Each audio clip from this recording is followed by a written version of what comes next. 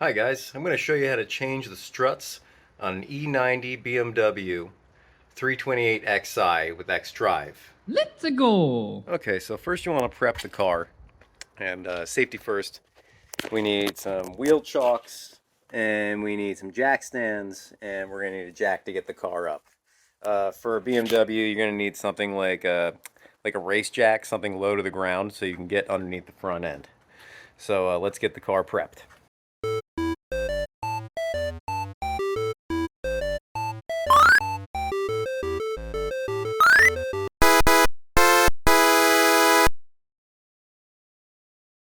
Next, you'll want to loosen the bolts on your tire.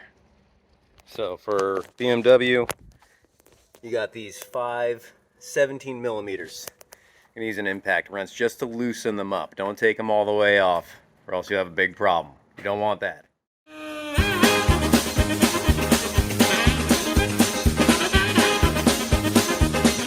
Now that the wheel is loose, we're going to go ahead and jack the car up. Remember to have your chocks in and be ready with jack stands. Okay, when you jack this car up, you can go right from this lift point here.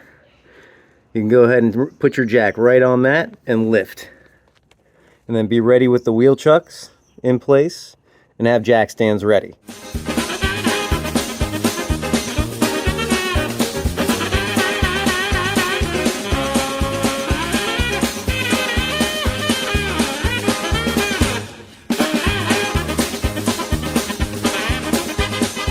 Okay, as you can see, the car is lifted. We have jack stands. Jack stands are pretty much making contact with this point right here. Actually, might lower this just a little bit. I do like them touching. Next step, we just got to take that tire off.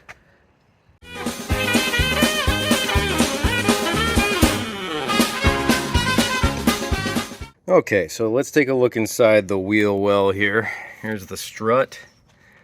And you can see this boot is pretty much demolished, and this is what's left of the bump stop. It's actually pretty still solid. The other side was worse, but this side actually, maybe it's passable. I'll replace it anyway. First thing we need to remove in here, we got a couple, the brake line hose right here. This needs to come off, this bracket. This bracket also supports, I think that this is a brake wear sensor line. And looks like a wheel speed cable. So you need to be really careful when you're working around these. You do not want to pull these out, especially your brake line. And if you break any of those, it's going to be a real bad day. But to take this bracket off, we have to remove this nut. I'll probably have to anchor this bolt back here. Okay, so it turns out that bolt was an 18 millimeter, so I put a wrench on that bolt side. And I think it's going to take a little bit of pressure, so I'm going to use a breaker bar on this. They're both 18 millimeter. Okay, so we got the nut off, but sometimes they can be a little stubborn, and for this I'm just going to use a hammer and a punch. That ought to get it out. Oh, unless maybe I'm just a weakling. Yeah, success. Whew, sometimes just got to add a little more elbow grease. That's pretty rusty though. I think I'm going to have to clean that up. So with that bolt out, this bracket should come loose. We'll see. Oh, just got to push on it a little bit. There we go. So push down and then back, and then the bracket is loose. Okay. Now let's see, the next part we got to take off here is the sway bar end link. And the sway bar end link, like that bottom bracket, it has a nut in the front, and not sure if you can see it.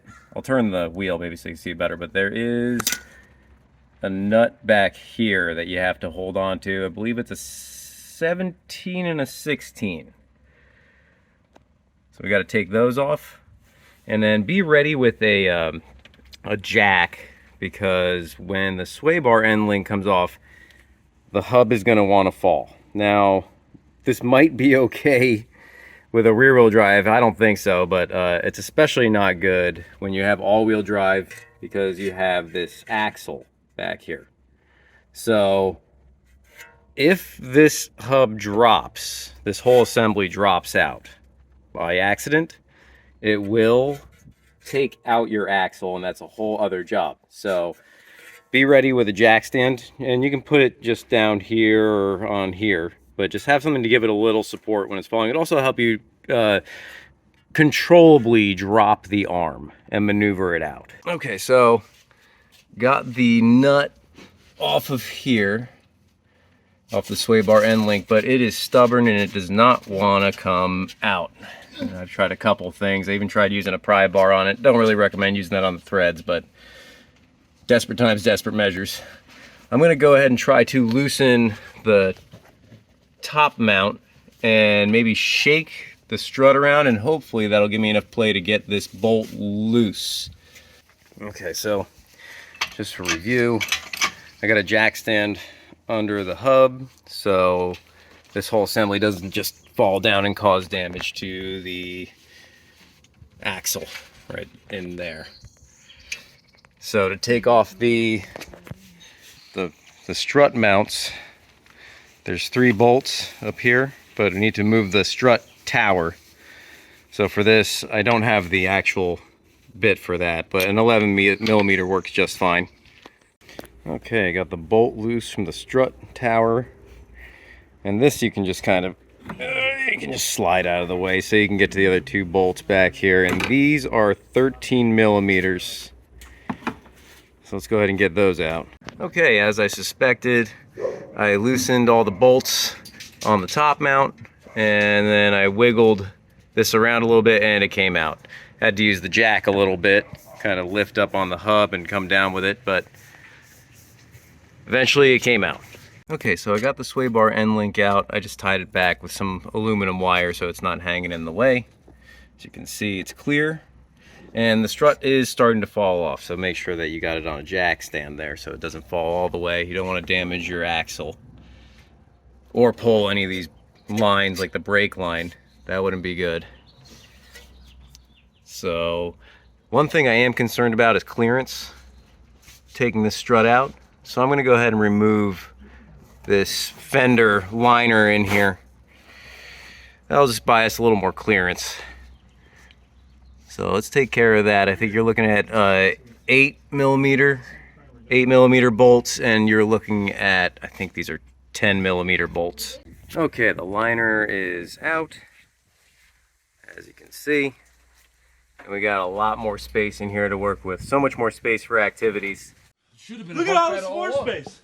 So much aerobics in here. So many activities. All right, time to wiggle this guy out.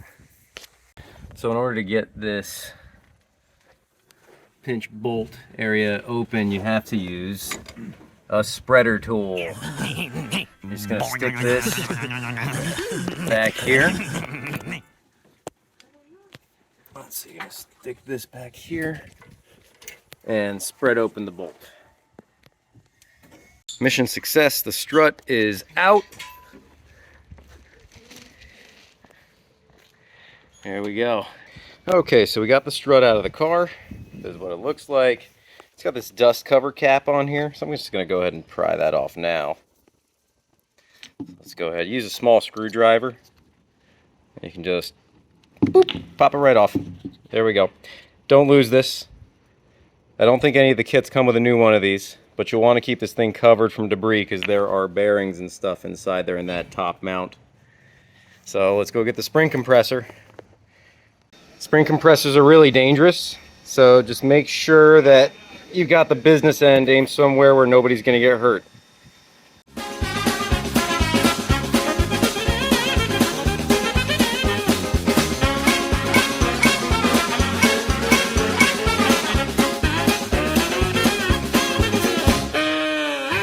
So got it safely compressed and took off the top nut that was inside of here. That's this guy right here. Be really careful when you're taking this off. Make sure you got most of the pressure off of there. You don't want this thing to shoot out like a bullet at you or break something. So this is a 21 millimeter nut. That comes right out of there. You can take this piece off. It'll kind of look like this.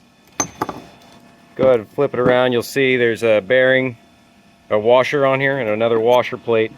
Try to keep these in order because you're probably going to have to reuse some of these parts. And let's go ahead and get the strut out of there. Okay, so the strut is out. You just got to pull from the spring. And this boot sits in there like this. You just pull it out. You know, you're going to have to wiggle it out through the bottom. And just remember the way that it's assembled, because we're going to have to put the new one together the same way and slip it back into the spring. Alright, so let's do that next. Okay, so here is the new strut. Now, put on your boot first. And then your bump stop. So it should look like this. On the old strut, you're going to have to take off this rubber piece and put it on the new strut. Just like so. So put together the shock mount again. You have to remember to replace these washers in the same order and replace the gasket. Okay, so when it's all together, it should look kind of like this. Now we just need to start tightening this up. So with these new Bilstein parts, it's no longer a 21mm nut. It is now a 3/4. And for this, I'm using a spark plug well. And there's a reason for that. I'm going to put a wrench over this so I can actually use this number 6mm Allen key, which has to sit in the middle.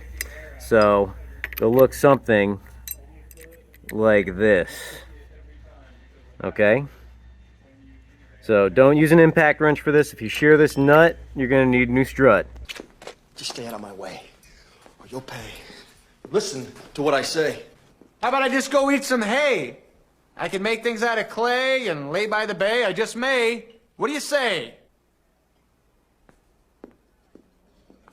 Okay, so with a little bit of maneuvering, we were able to get the new strut in. We ended up having to maneuver the hub in such a way that we got the strut mount in first into its proper location, and then kind of met in between with these two. So you are going to have to finagle it a little bit, whatever works for you. Again, just not putting too much tension on your axle, or else you're going to have a bad day. And do watch your brake lines and stuff as you're putting it back in, and the sensors. You don't want to break any of that. But yeah, pretty much just reverse the process, and I'll take it from there. Okay, now when we're tightening these bolts back up, you do have to bring them up to spec. So this one down here, that pinch bolt is going to be 59 pounds square inch, and then up here on the sway bar end link, that's going to be 42 pounds. Just make sure that you use a torque wrench and cinch them down correctly. So 42 and 59.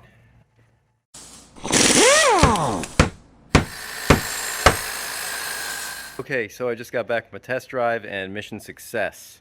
The new strut works perfectly. Went over a couple bumps, no more noise.